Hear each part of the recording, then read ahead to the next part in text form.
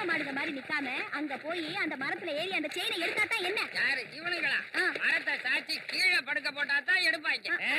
மானத்தை கப்பல் ஏத்தாதரா. சும்மா நிறுத்துறா. 9 வருஷமா ஏறணும்னு தான் நினைச்சிட்டு இருந்தோம். ஆனா இந்த வருஷம் தான் ஏறதா முடிவு பண்ணிருக்கோம். இல்ல? ஆமா அம்மாடி, அப்படி நாங்க ஏறும்போது எங்களுக்கு ஏதாவது ஏடா கூடமா ஆயிடுச்சுன்னா அப்புறம் தங்கச்சி நீ தனிமரமா நிப்பியே. அதனாலதான் யோசனை பண்றோம். வாசம் தடுக்குது.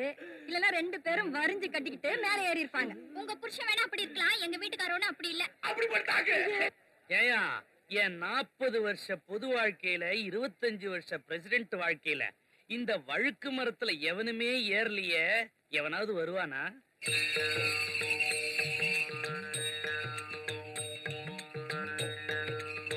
ஐயா வாங்க வாங்க ஐயா. ஐயா வணக்கம். வந்தங்க. அங்க பாத்தீங்களா உங்க பார்ட்டி சவுடா சந்தான லட்சுமி. ஏங்க அன்னைக்கு என்னமோ வாளாட்டிட்டு காலை சுத்துற நாய் மாதிரி சுத்த வைக்க போறேன்னு சொன்னீங்க. இப்ப என்ன பண்ண போறீங்க? எப்படி மடக்கி பிடிக்கிறேன்னு பாரு. என்னடா இந்த ஊர்ல எப்ப பார்த்தாலும் மரத்து மேலே ஏறிட்டு இருக்கானுங்க. ஏய், மரம் ஏறது அவ்வளவு சாதாரணமா நினைச்சுக்காத. அது ஒரு பெரிய வீர விளையாட்டு. அந்த விளையாட்டை ஏன் வச்சிருக்காங்க தெரியுமா? எனக்கு தெரியுமே. சொல்லு தம்பி, வயசு பசங்க எல்லாம் வரிஞ்சு கட்டிக்கிட்டு வழுக்கு மரத்து மேல ஏறுவாங்க. அதுல ஜெயிச்சவனுடைய வீரத்தெல்லாம் பார்த்து கன்னி பொண்ணுங்கள் எல்லாம் இவன் நமக்கு புருஷனா வரக்கூடாதான்னு நீ நானு போட்டி போடுவாங்க. இந்த காலத்து பசங்க எல்லாம் எங்க வீரத்தை காட்டுறாங்க? பின்ன எதை காட்டுறாங்க? இது மாதிரி வசதியை காட்டி பொண்ணுங்களை மயக்கி பிடிக்கிறாங்க. பந்தயத்துல நான் ஜெயிச்சிட்டேன்னா என் வீரத்துக்கு என்ன பரிசு கொடுப்பீங்க? அதோ தொங்கலே 10 பவுன் சங்கிலி, அதான் பரிசு. இந்த 10 பவுன் சங்கிலிக்காக நாங்க லொங்க மேல ஏறணுமாக்க? ஏன் உங்க ஊர்ல புதுசா ஒண்ணுமே பரிசு இல்லையா? யார வேற ஏதாவது பரிசு கொடுத்தா ஏறி கிழிச்சிருவீங்களாக்கும். நீங்களா ஏதாவது புதுசா கேளுங்க, நாங்க கொடுக்கறோம். புதுசுன்னா எங்க ஐயா பாஷையில பொண்ணுன்னு தான் அர்த்தம். எஸ் குஜிலி, நான் ஜெயிச்சிட்டேன்னா உங்க ஊர் பொண்ணுகளே எனக்கு பரிசு கொடுக்கணும். அண்ணே, நம்ம குடும்பத்தை குத்து மதிப்பா கேக்குறானே. அதானே சுத்தி வளைச்சு எந்த இடத்துக்கு வர்றான் பாத்தீங்களா? உங்க பார்வைப்பட்ட பாப்பாவை பரிசா தட்டிக்கிட்டு போக பாக்குறான். விட்டு கொடுத்தீங்கன்னா உங்க 40 வருஷ புது வாழ்க்கை பொது கழிப்பிடம் மாதிரி நாறிடும். பிரசிடண்ட் ஐயா, போகாத ஊருக்கு வழி சொல்ற மாதிரி ஏறதுக்கு வக்கு இல்லாம எடக்கா பேசுறான். பிரசிடண்ட் ஐயா, உப்பார்பட்டி மானமே இதில் தான் அடங்கி இருக்கு. பிரசிடண்ட் ஐயா, பின்வாங்காதீங்க, யோஜனை பண்ணாதீங்க, விட்டு கொடுக்காதீங்க ஐயா. இந்த ஊர் கௌரவத்தை காப்பாத்துறதுக்காக இந்த பந்தயத்துக்கு நான் ஒத்துக்கிறேன். மைனர், இந்த பந்தயத்துல நீ தோத்து போயிட்டா இந்த ஊர் பொம்பளைங்க புடவை எல்லாம் துவைச்சு போடணும். சம்மதமா? ஒத்துட்டு பின்வாங்குறவன் இந்த மாரப்ப ஒன்ற மகன் இல்ல. சம்மதிக்கிறேன். இந்த ஆட்டோ எல்லாம் அங்க போய் காட்டு.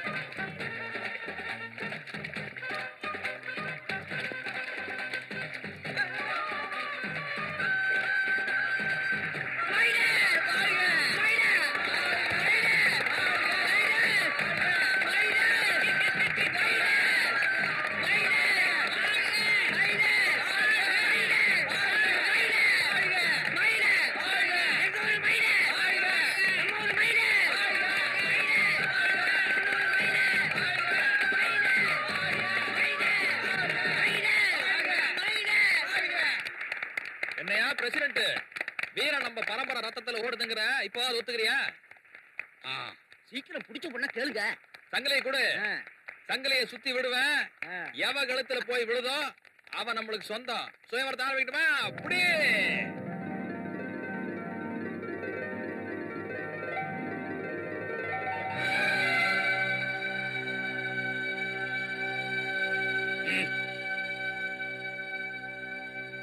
எங்க செயின் தான் பொண்ணு கழுத்துல விழுந்துருச்சு. அப்புறம் என்ன மங்களவாதியும் தான். பொண்ணா இருந்தா பரவாயில்ல. இது பொண்ணு இல்லையா? அதானே. பொண்ணுன்னா 4 இருக்குண்ணா. இதுக்கு 3 தானே இருக்கு. இன்னொன்னு என்ன?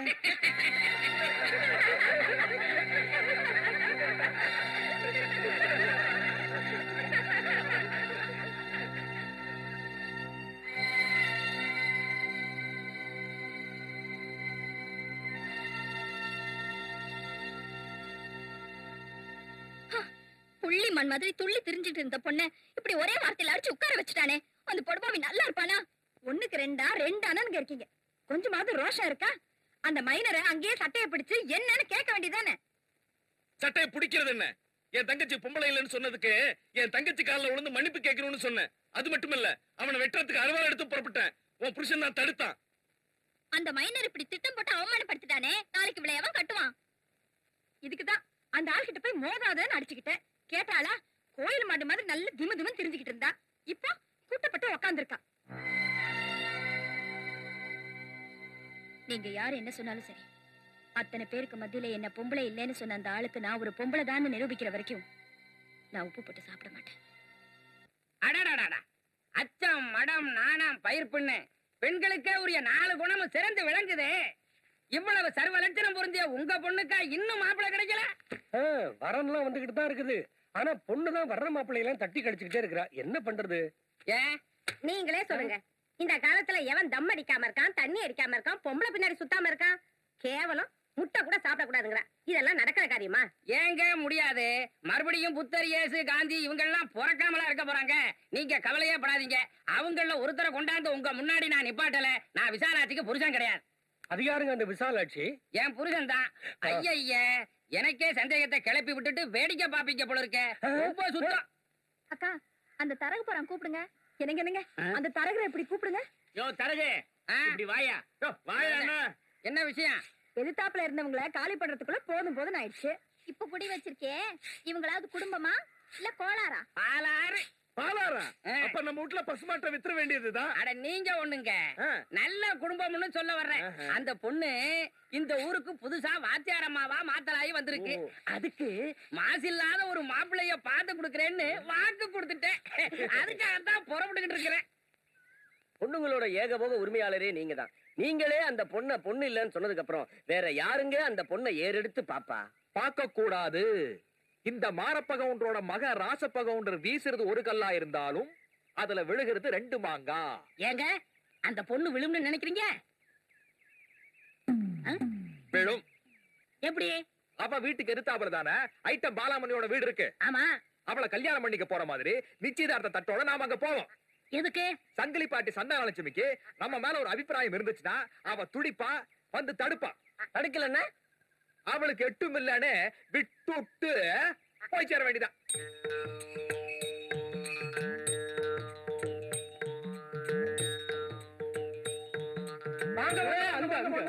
உங்களுக்காக தான் காத்துக்கிட்டு இருக்கோம். வாங்க. நீங்க அதெல்லாம் உள்ள போய் பேசிக்கலாம். நீங்க வாங்க. என்னடா புதுச ஒரு ஆளு? எல்லா வீட்லயும் பொம்பளைகளே இருக்க முடியுமா? இந்த மாதிரி வீட்டுல மாமா பசங்க இருக்கதான் செய்வாங்க. என்னங்க இது வந்த வேலையை விட்டுட்டு வயவான பேசிக்கிட்டு? ஒரு சமயம் பார்ட்டியும் புதுசா இருக்குமோ? பார்ட்டி புதுசோ பழசோ, இன்னைக்கு நம்மளோட கடமை சந்தானலட்சுமி ரேக்குறது தான். அடே கப்பு, உன்னை பொண்ணு பார்க்க மாப்பிள்ளை வீட்டுக்காரங்க வந்திருக்காங்க, சீக்கிரமா வா. என்னது மாப்பிள்ளையா? நான் ஸ்கூலுக்கு போக வேண்டாமா? திடீர்னு வந்து சொன்னா என்ன பண்றது? திடீர்னு வந்து சொல்லாம ஆரத்தி கரைச்சிட்டு வந்தா சொல்றேன். பெரிய வாதிச்சு உத்தியோகம் பாக்குறேன். இத பாருடி, இந்த காலத்துல மாப்பிள்ளை கிடைக்கிறதே குதிரை கொம்பா இருக்கு.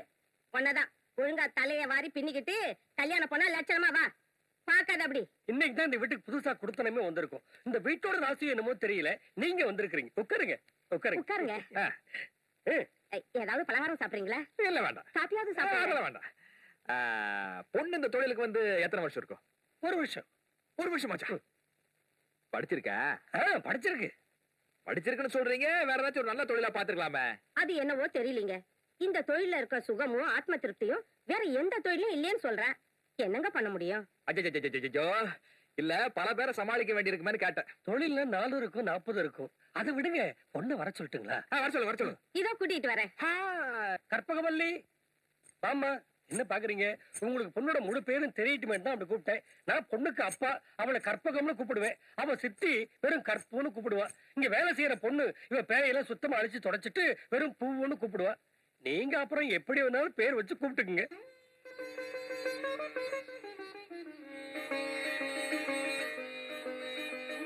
நமஸ்காரம் பண்ணிக்கமா.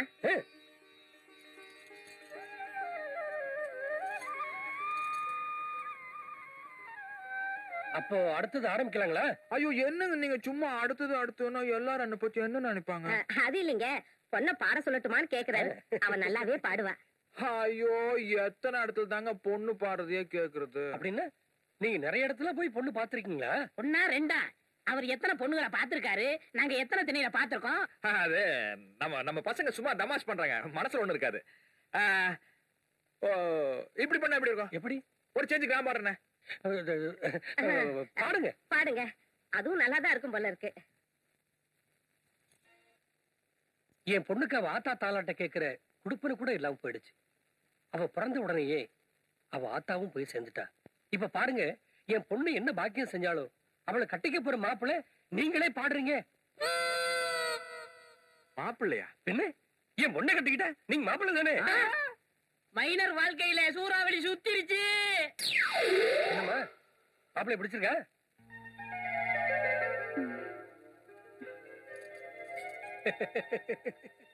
எந்த மாப்பிள்ளை வந்தாலும் பார்க்கவே வரமாட்டா. எங்க நல்ல நேரமோ என்னமோ உங்களை பிடிச்சு போச்சு. மேற்கொண்டு என்ன பண்ணணுமோ சொல்லுங்க. எனக்கு ஒண்ணும் வேண்டாங்க. உங்க பொண்ணுகிட்ட ஒரு ரெண்டு வார்த்தை பேசினா போதும். எனக்கு பிடிச்சு போச்சுன்னு சொல்ல போறீங்க அதானே? அது எங்கேயே சொல்லலாம். மாப்பிள்ளையா வந்துட்டீங்க, அங்கேயே போய் சொல்லுங்க.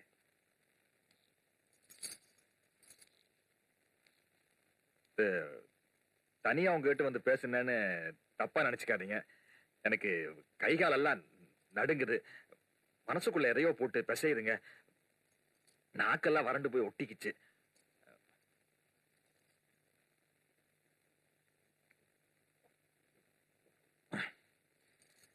நன்றிங்க, ரொம்ப நன்றி. உங்க அப்பாவும் சித்தி ரொம்ப ஆர்வமா இருக்கிறத பார்த்தோன்னே ஒண்ணு கிடக்கு ஒண்ணு ஆயிடக்கூடாதுங்கிறதுக்காகத்தான் உங்ககிட்ட வந்தேன். நீங்க என்னன்னா தவிச்ச வாய்க்கு தண்ணி கொடுத்து மேல என்ன தர்ம சங்கடத்துக்கு ஆளாக்கிட்டீங்க. பாருங்க, உங்களை கட்டிக்க போறவரு ரொம்ப கொடுத்து வச்சவரு. ஆனா அந்த கொடுப்புன எனக்கு இல்ல. ஊர்ல எல்லாரும் என்ன மைனர் தான் சொல்லுவாங்க. ஆனா நீங்க மட்டும் தான் மாப்பிள்ளையா நினைச்சுக்கிட்டீங்க. இது வந்து மாமூலான அந்த டைப் இடம் நினைச்சு உள்ள வந்துட்டேன். உங்க அப்பாவும் சித்தியும் பேசினதுக்கு அப்புறம் தான் என்னோட மனத்தனமே புரிஞ்சுது. தயவு செஞ்சு என்ன மனசுக்குள்ள திட்டாம என்ன மன்னிச்சிருங்க. நான் வர்றேன்.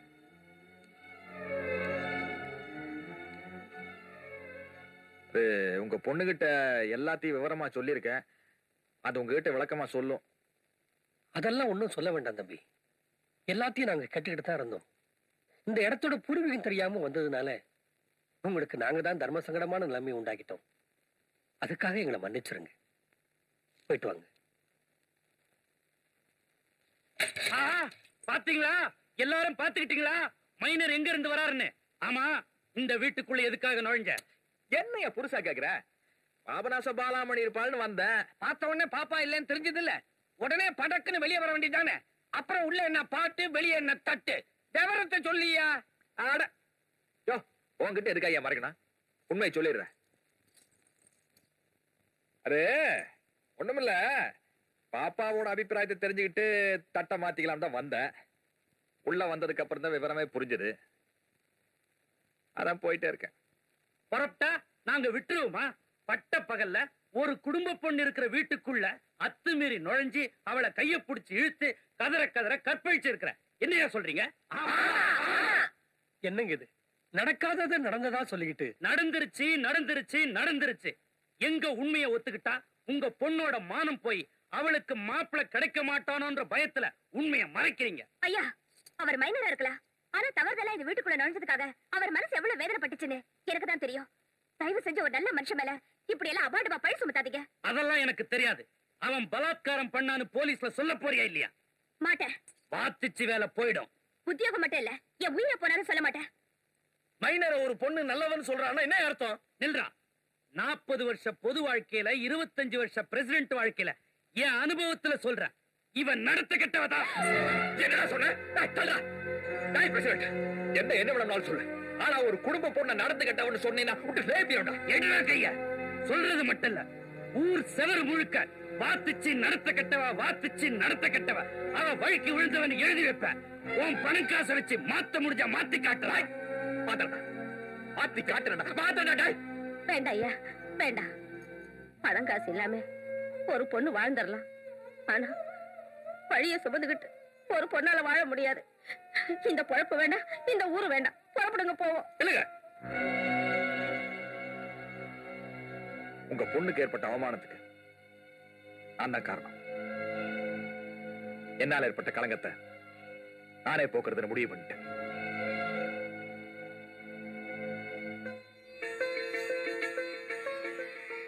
இங்க சம்மதிச்சா உங்க பொண்ணுக்கு நானே மாப்பிள்ளையாகிறேன். சம்மதம்னு சொல்லி தட்ட மாட்டீங்க. ஏங்க, உங்களுக்கு எப்பவுமே கெடுத்துதானே பழக்கம். இப்ப கொடுக்க வச்சிட்டீங்களே, தட்டை மாத்திரத்துக்குள்ள தட்டி விட்டுருங்க. தட்டுறேன். ஏன் தயங்குற? தட்டை மாத்திக்கிட்டு உன் பொண்ணு கழுத்தை நீட்ட சொல்லு. கல்யாணத்துக்கு அப்புறம் உன் பொண்ணு விடுற கண்ணீர்ல இந்த நாட்டோட தண்ணீர் பஞ்சமே தீந்துரும். என்ன ஒண்ணு, மைனர் ராத்துல ஊடு தங்க மாட்டாரு. காலையில உன் பொண்ணு மைனர் எப்ப வருவாருன்னு காலை நம்ம சொம்புல தண்ணியோட நிக்கணும். மத்தபடி ஒண்ணும் பெருசா பாதிப்பு இருக்காது. அது மட்டுமா, கோயில் திருவிழா, பொருட்காட்சின்னு ஆடல் அழைகள்லாம் வரும். அதோட மைனர் ஐக்கியம் ஆயிடுவாரு. அதுக்கப்புறம் உன் பொண்ணு மைனரை கூடையில வச்சுக்கிட்டு நலாயினி மாதிரி தெரு தெருவா தாசி எங்க இருக்கிறா, தாசி எங்க இருக்கிறான்னு அலையணும். அடேங்க அப்பா, அதிர்ஷ்டக்கார அப்பையா நீ. கலியுகத்துல இந்த மாதிரி ஒரு பொண்ணை பெத்ததுக்கு பெரும் பாக்கியம் பண்ணிருக்கணும் ஐயா. இத பாருங்க, மைனர் மனசை மாத்திக்கிறதுக்குள்ள தட்டை மாத்திக்குங்க. ஊரே ஒட்டுமொத்தமா உங்களை படிக்கிற போது உங்க பொண்ணை நான் கட்டிக்கிறேன், தட்டை மாத்திக்கலாம்னு சொல்றீங்களே, பெத்தவங்க மனசு எவ்வளவு வேதனைப்படும்னு தெரியுமா தம்பி உங்களுக்கு? அப்பா, வாழ்க்கையை கெடுக்கிறவங்களுக்கு முன்னால வாழ்க்கையை கொடுக்கறேன்னு ஒருத்தர் வராரே, அவர் மனசை புண்படுத்த கூடாதுப்பா. பொண்ணை எடுத்தா என்ன கொடுப்பீங்கன்னு கேக்குற மனுஷங்க மத்தியில என்னால ஏற்பட்ட களங்கத்தை துடைக்க நானே கல்யாணம் பண்ணிக்கிறேன்னு சொல்றாரு. அவர் நல்ல மனசை மதிக்கணும்ப்பா. அப்படின்னா வாங்க வேண்டியது தட்டை இல்லப்பா, ஒரே ஒரு வார்த்தை.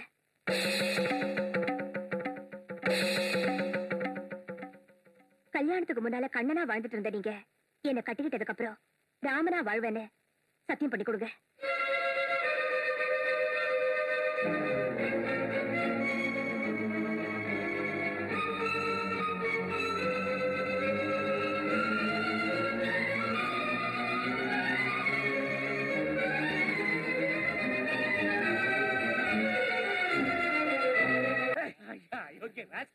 ஏண்டா என் தங்கச்சிக்கு மாப்பிள்ளை கொண்டு வரட்டு போனவன் நீ 3 வருஷமா மூஞ்ச எங்கடா ஒளிய வச்சிருந்த? அட பாவி, ஆமாரி. வயசு வந்த பொண்ணுங்க அதாவது கல்யாணம் பண்ணிட்டு குழந்தை குட்டியோட சுகமா இருக்கு.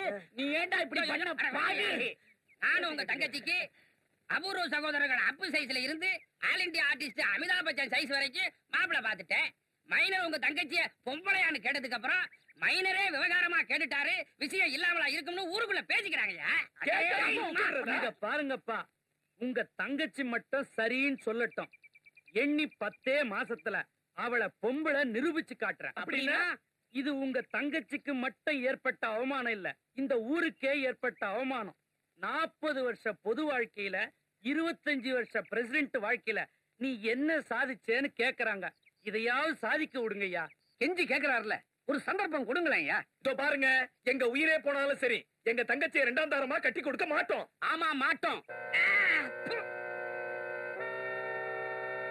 கொடுக்க வைக்கிறேன்.